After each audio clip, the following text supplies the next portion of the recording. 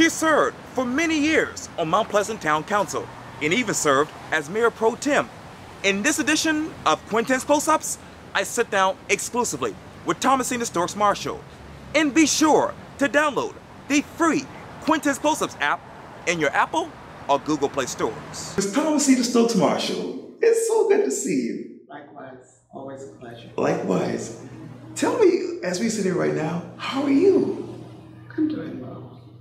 Taking one day at a time, trying to stay focused. But God is good. Yes, indeed. And you know, I want to talk to you about what's going on here in your beloved town of Mount Pleasant. And I know for many, many years, you obviously were a town council member and Mayor Pro Tem. What does the town of Mount Pleasant look like to you right now? Well, of course, not being a council member anymore, I'm not as engaged and involved in the work of council as I have been in previous years. However, I am focused on some of the issues that concerns all of our residents. But more specifically, I have become involved and engaged in a number of different committees and commissions that is focusing on, I guess I'll use the word demise of the African American settlement communities within the Mount Pleasant East Cooper community as well as surrounding areas.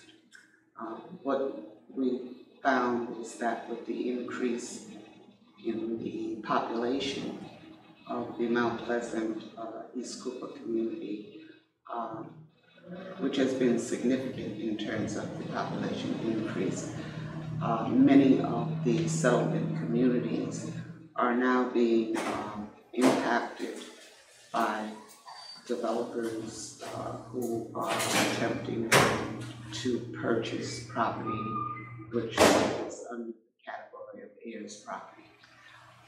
And that causes a division, breakdown, separation, and ultimately gentrification of our communities. And these communities date back all the way to the Reconstruction era, when African Americans who were enslaved and were able to purchase land for their families has lived for generations and generations, you know. And with the type of actions by developers, the real estate industry, it's having a significant negative impact on these communities. And what, going forward, what will those communities look like in your mind? Well, one of those communities hold history. Many of the older members of the community, that's all they know. They live there all their lives. The communities have always been communities that come together. One point in time, there were farmland, and I tell people I can reflect back on the time when in our settlement communities, we literally lived off of the land. I mean, as far as food and animals, you know, everything was there. The various locations where we could go into creeks and fish and shrimp and crab and everything else. Now it's like off limits to these communities, you know. So it was about survival. Much of that is being taken away. It's being destroyed. The culture of the African American communities has always been a very close-knit community, you know, where one of the things we find is that in almost all communities there are families that span from one community to the next community. Most people are related to each other, you know. And that's the mindset that most of our community, settlement community members have and want to maintain that. Unfortunately, a lot of the people who relocate here aren't even aware of the kind of history that is embedded in these communities and why it's so important for our communities to be protected and preserved. And you talk about obviously history and protection. Let me take you down the street to the proposed Medal of Honor Museum location. As you know, the Medal of Honor Museum Board basically said, hey, we're looking at potential alternative locations for this. Where's the town of Mount Pleasant in this discussion and its future of this particular potential museum? Well, of course, this has been on the agenda for quite some time, even when I was on the council. My understanding now is that the folks who will ultimately be the decision makers are exploring the potential for other locations. Whether or not Mount Pleasant is the Patriots Point area is the appropriate location. I mean, Patriots Point is one of the most visited locations in the state of South Carolina. People come from all over, and rightfully so. I mean, when we look at our military, they're very deserving of all the recognition that has been given and should continue to be given. Whether or not it's the right location, I look at it from the point of view of some of the surrounding issues. When it comes to the town, you ask folks here, what is one of the biggest issues here? And in most cases, you'll get the response, the traffic. When we look at Patriots Point, there's one way in and one way out. And I have a mindset where I always try to look at issues from a safety point of view first, being that we are in a hurricane zone.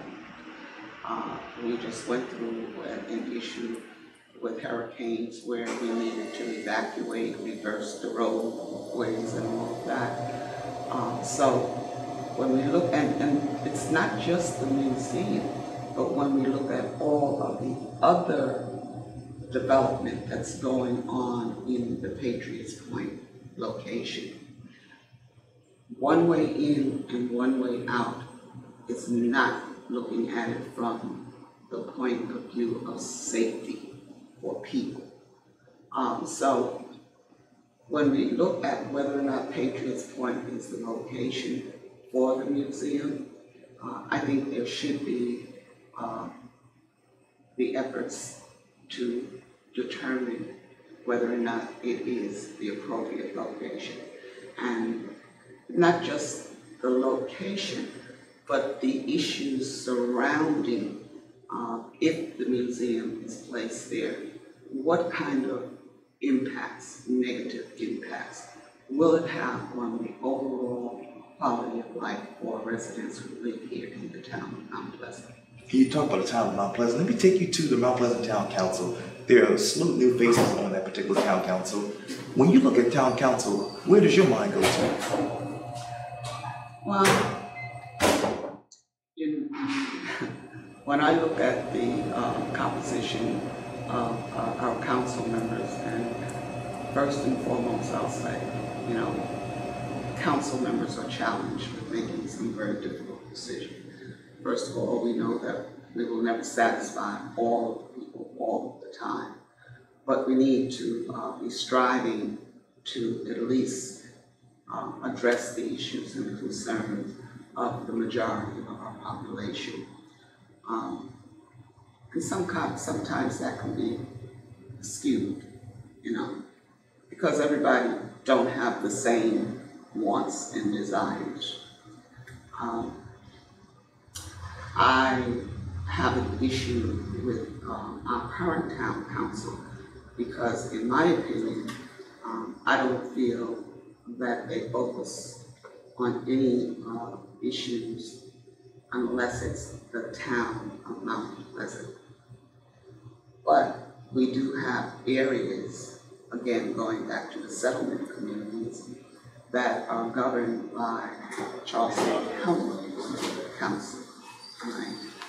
And those issues are not focused on by Mount Pleasant Town Council members to the same degree that Charleston County would focus on those issues. And of course, we know Charleston County covers a huge area.